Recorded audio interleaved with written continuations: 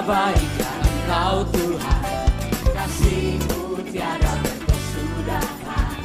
Betapa mulia kasih-Mu Yesus, jiwaku diselamatkan.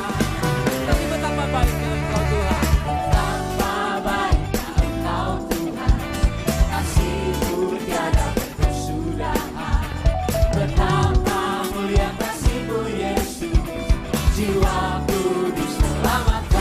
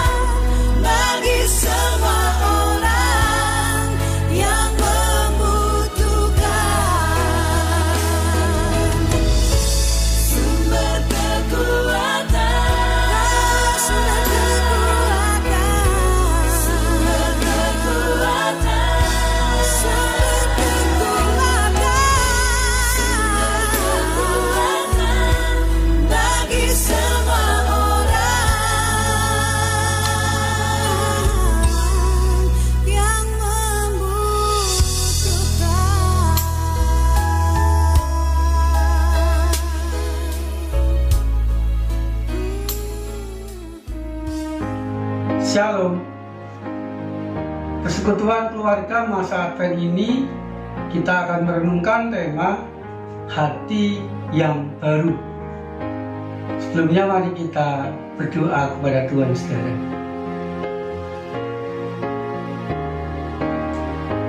Kami rindu ya Tuhan, dimampukan untuk tetap setia di masa Advent, di masa penantian ini. Setia menantikan kedatangan-Mu, setia dan mensyukuri karya-Mu di sepanjang kehidupan kami, sehingga kapanpun Tuhan datang, kami siap menyambut dengan sukacita. Nyatakan kehendak-Mu ya Tuhan, kami siap mendengarkan dan kami siap diubah menjadi lebih setia kepada kehendak Tuhan. Di dalam nama Tuhan Yesus Kristus kami berdoa. Amin. Jemaat Tuhan, kita akan membaca dan merenungkan firman Tuhan dari kitab Yesaya pasal 36 ayat 26. Demikian saudara. Kamu akan kuberikan hati yang baru dan roh yang baru di dalam batinmu, dan aku akan menjauhkan dari tubuhmu hati yang keras, dan kuberikan kepadamu hati yang taat. Demikian jauh pembacaan firman Tuhan saudara. Kehidupan kita akan bahagia, kita akan mampu setia kepada Tuhan jikalau firman Tuhan sungguh-sungguh mampu kita lakukan dalam kehidupan kita hari demi hari. Amin.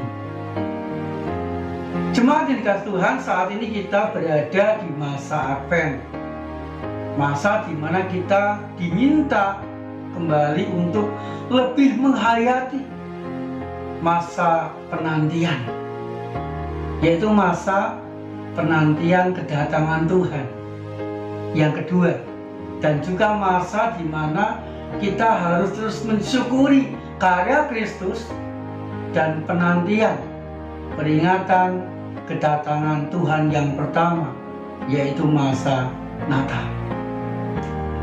Jemaat yang dikasihi Tuhan, dalam penantian itu kita diminta Tuhan untuk tetap siap menyambut jikalau sewaktu-waktu Tuhan datang dalam kehidupan kita. Tentu saudara, masa penantian itu tidak mudah untuk dilewati, karena banyak pergumulan, banyak halangan, banyak hadangan yang seringkali membuat kita tidak setia kepada Tuhan. Bisa jenuh, bisa bosan, bisa juga kita mulai ragu-ragu akan kedatangan yang kedua, dan hati kita menjadi jauh dari Tuhan. Dan bahkan saudara, karena permasalahan yang bertubi-tubi, godaan dunia yang kadangkala menggoda kita terus-menerus, membuat kita berbuat dosa dan melenceng dari kehendak Tuhan, menjadikan kita tidak setia di dalam menanti kedatangan Tuhan itu. Jemaat yang dikasihi Tuhan, agar kita siap untuk menanti kedatangan Tuhan, agar kita setia menantikan kedatangan Tuhan itu, agar kita taat kepada apa yang dikehendaki Tuhan, maka dibutuhkan sebuah pertobatan. Berbalik arah dari mengutamakan diri sendiri kepada mengutamakan kehendak Tuhan. Berbalik arah dari dipimpin oleh diri sendiri menjadi mau dipimpin oleh Tuhan dalam segala hal. Di dalam kitab Yesaya tadi dikatakan, Tuhan akan memberikan hati yang baru dan roh yang baru di dalam batin setiap orang. Hati yang baru tentu sebuah hati yang berubah. Hati yang baru tentu sebuah hati yang mengarah kepada Tuhan, mengarah kepada kehendak Tuhan. bukan hati yang lama, hati yang mengarah kepada keinginan sendiri. Roh yang baru artinya roh yang senantiasa memberikan semangat supaya tetap setia di jalan Tuhan. Jemaat Tuhan, harapannya dengan hati yang baru dan roh yang baru itu kita semakin dimampukan Tuhan untuk siap dan setia kepada Tuhan dalam segala hal. Pertanyaannya saudara, apa yang bisa kita lakukan supaya hati yang baru dan roh yang baru itu betul-betul memampukan kita untuk setia kepada Tuhan, senantiasa siap menyambut kedatangan Tuhan? Yang pertama saudara, marilah kita menjadi orang yang bersedia dibentuk oleh Tuhan. Jemaat Tuhan, seringkali seseorang ingin langsung mencapai puncak dalam hidupnya, langsung berhasil, langsung mendapatkan yang banyak tanpa harus melewati proses. Langsung pengen instan, tidak perlu mengalami penderitaan dan seterusnya. Jemaat Tuhan, kalau kita merenungkan kehidupan kita saudara, dalam hidup kita tidak ada yang instan. Sebuah keberhasilan tentu diawali dengan sebuah perjuangan. Saudara, bagikan bejana agar menjadi sebuah bejana yang indah dan bernilai tinggi, maka bejana itu harus melewati proses yang panjang dan proses yang menyakitkan. Dari tanah liat, kemudian harus dicampur dengan air, kemudian dibentuk sedemikian rupa, dibakar, sehingga bejana itu menjadi sebuah bejana yang indah. Bahkan saudara, ketika di dalam sebuah proses bejana itu rusak, maka seorang pembuat bejana harus mengulang proses dari awal, dihancurkan lagi, kemudian diproses dari awal, dibentuk menjadi bejana yang indah sesuai dengan keinginan sang pembuat bejana. Demikian juga kehidupan kita sekarang. Kehidupan kita bagaikan bejana di tangan Tuhan. Tuhan memproses kehidupan kita. Tuhan membentuk kehidupan kita sesuai dengan kehendak-Nya. Tentu saudara, supaya kita bisa mengalami semua proses itu dan menjadi sebuah bejana yang indah, tentu kita harus mau dibentuk oleh Tuhan, dibentuk dengan cara Tuhan, dibentuk sesuai dengan keinginan Tuhan. Itu yang pertama. Kemudian yang kedua saudara, supaya hati yang baru dan roh yang baru itu betul-betul membuat kita setia kepada Tuhan, yang kedua adalah mari kita mau belajar dari pengalaman. Saudara, setiap peristiwa diizinkan Tuhan terjadi dalam kehidupan kita, baik peristiwa yang menyenangkan maupun peristiwa yang menyedihkan, baik peristiwa yang membuat kita bahagia atau peristiwa yang membuat kita menderita, bisa dipakai Tuhan untuk mendewasakan kita.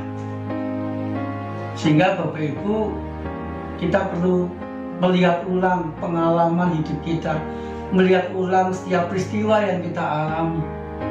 Di sana kita akan menemukan, di saat kita mengalami penderitaan, di saat kita mengalami pergumulan, di sana kita akan menemukan pertolongan Tuhan, akan menemukan penyertaan Tuhan, sehingga kita boleh dikuatkan oleh Tuhan dan dimampukan keluar dari permasalahan dengan baik.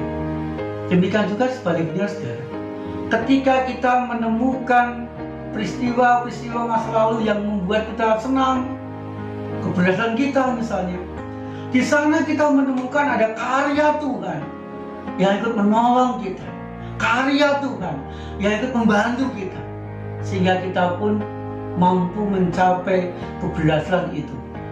Sebuah keberhasilan bukan semata-mata karena kekuatan dan kemampuan kita, tetapi ada campur tangan Tuhan di sana. Sehingga saudara dikasih Tuhan, Ketika kita boleh melihat pengalaman-pengalaman kita dan belajar dari pengalaman itu, kita boleh menyimpulkan ada campur tangan Tuhan yang terus-menerus sehingga hidup kita menjadi kuat, lebih baik dan lebih baik lagi dari hari ke hari. Kemudian yang ketiga, saudara, mari kita bersedia melangkah setahap demi setahap. Jemaat Tuhan seperti anak sekolah. Ketika dia ingin lulus, maka dia harus melewati tahapan-tahapan pendidikan. Kelas 1, 2, 3, 4, 5 SD baru lulus. Tidak bisa seorang anak melompat kelas 1 lalu pengennya langsung kelas 6 lulus, tidak bisa.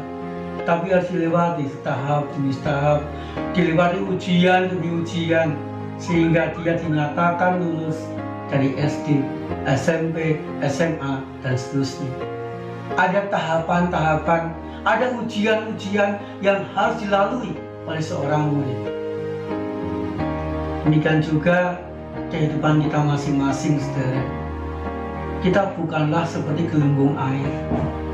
Kalau gelembung air itu ketika seorang anak bermain kemudian meniup busa misalnya, maka busa itu kan mengeluarkan gelembung air yang indah, kemudian segera naik, ketika di atas langsung pecah. Kita bukan seperti itu, tetapi kita harus melewati tahap demi tahap kehidupan kita, supaya di saat kita berhasil, kita sungguh-sungguh mengalami keberhasilan dengan baik. Jemaat Tuhan, mari di saat masa-masa penantian ini, saudara, kita tetap dan terus melakukan apa yang bisa kita lakukan, supaya kita menjadi berkat bagi orang-orang sekitar kita, dan kita pun juga terus mampu melayani Tuhan, dan kita pun terus menikmati berkat-berkat dari Tuhan. Saudara, semoga kita menjadi orang-orang yang terus setia dan siap menyambut kedatangan Tuhan yang kedua kapanpun itu terjadi. Mari kita berdoa, saudara. Kami bersyukur ya Tuhan untuk hati yang baru dan roh yang baru yang sudah Tuhan taruh dalam hati, dalam batin kami. Biarlah hati yang baru itu menuntun kami untuk terus setia kepada Tuhan. Biarlah roh yang baru itu memberi semangat pada kami untuk melanjutkan kehidupan kami dari hari ke hari, sehingga kami mampu setia dan terus siap menyambut kedatangan-Mu. Terima kasih ya Tuhan. Di dalam nama Tuhan Yesus Kristus kami berdoa. Amin.